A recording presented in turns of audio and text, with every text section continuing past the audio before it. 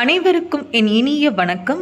இன்றைய ஆன்மீக பதிவில் முருகப்பெருமானுடைய அற்புதமான சக்தி வாய்ந்த இந்த ஒரே ஒரு வரி மந்திரத்தை தினமும் காலையில் எழுந்ததும் சொல்லிட்டு அந்த நாளை ஆரம்பித்து பாருங்கள். கண்டிப்பாக உங்கள் வாழ்க்கையில் இருக்கிற எந்த விதமான தடைகள் பிரச்சனைகள் இருந்தாலும் அது அனைத்தும் நிச்சயமாக விலகும். அதை பற்றின தகவலை தான் நம்ம இந்த பதிவில் பார்க்க இருக்கிறோம். அதுக்கு முன்னாடி ஒரு சின்ன தகவல், நம்மக்கிட்ட வேல்மாறல், திருப்புகழ், கந்தர் கவசங்கள் இந்த புக்ஸ் எல்லாமே நம்மக்கிட்ட அவைலபிளாக இருக்குது. முருகப்பெருமானுடைய கந்தர் அலங்காரம், திருப்புகழ் மூலம் முழுவதும், திருப்புகழ் மூலமும் முறையும், இந்த மாதிரி எல்லா புத்தகமும் நம்மக்கிட்ட அவைலபிளாக இருக்குது. ஸோ உங்களுக்கு வேணும் அப்படின்னா ஸ்க்ரீனில் தெரியுற வாட்ஸ்அப் நம்பருக்கு நீங்கள் மெசேஜ் பண்ணியோ அல்லது கால் பண்ணியோ கூட ஆர்டர் ப்ளேஸ் பண்ணிக்கலாம். சரிங்க, இப்போ வீடியோ பதிவுக்குள்ளே போகலாம்.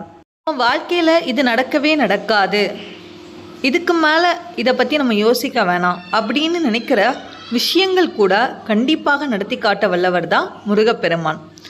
முருகப்பெருமானை தினமும் நம்ம காலையில் எழுந்ததும் வணங்கிட்டு அந்த நாளை ஆரம்பித்தோம் அப்படின்னாலே நம்ம வாழ்க்கையில் இருக்கிற அந்த நாளில் இருக்கிற எல்லா விதமான தடைகளும் நிச்சயமாக விளங்கும். முருகப்பெருமானுக்கு உரிய நாட்கள் அப்படின்னா செவ்வாய்க்கிழமை, அதோட ஒரு மாதத்திற்கு வரக்கூடிய சஷ்டி நாட்கள். இதில் உங்களுக்கு 15 நாளுக்கு ஒரு முறை வளர்ப்பிறை சஷ்டி, இன்னொரு 15 நாளுக்கு ஒரு முறை தேய்பிறை சஷ்டி வரும். அதோட கார்த்திகை, கிருத்திகை நட்சத்திர விரத நாட்கள். இந்த நாட்களில் முருகப்பெருமானை நம்ம வீட்டில் இருந்தபடியும் கோவிலுக்கும் சென்று ஒரு நெய் தீபம் ஏற்றி வைத்துட்டு முருகப்பெருமானுக்கு ரொம்ப சக்தி வாய்ந்த வெற்றிலை தீபம் ஏற்ற முடிந்தால் வெற்றிலை தீபம் ஏற்றி நீங்கள் வழிபாடு செஞ்சு வந்தீங்க அப்படின்னாலே நம்ம வாழ்க்கையில் இருக்கிற எல்லா விதமான தடைகளும் நிச்சயமாக நீங்கும்.